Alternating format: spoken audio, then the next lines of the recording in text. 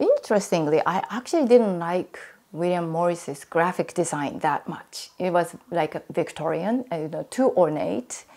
So personally, I didn't go for Morris for his graphic work, but his philosophy is the thing that really, I think, continues to fascinate me. And its possibility even for today, these utopian ideas, how we can potentially have ecological society and where we can still be happy making things by hand. I made a pilgrimage to William Morris's Kelmscott village and then Kelmscott Manor, where he really enjoyed his last years.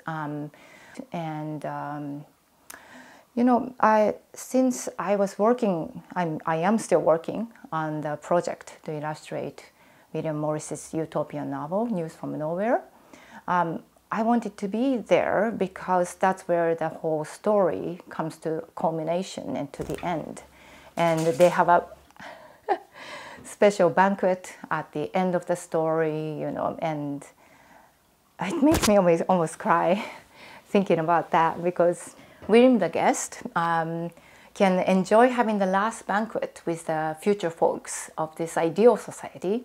And then after that, he has to go back to this Victorian jewelry world. So, and then just a scene, the way Morris described it was so glorious, with everybody enjoying the feast and how we can really coexist, harmoniously with nature, creating alternative, power source.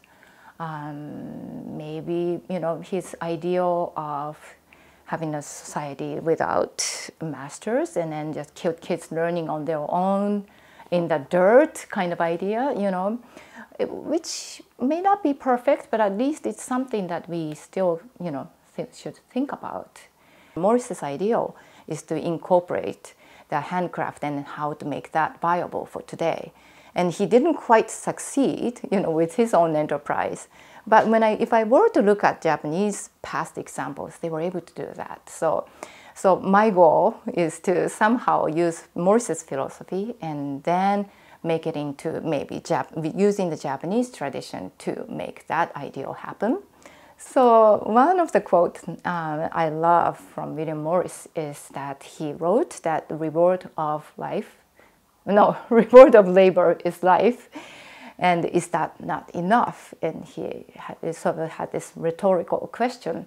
I think that quote is one of the most important quotes I think he has left for us, especially when we have AIs and we can do things so easily digitally.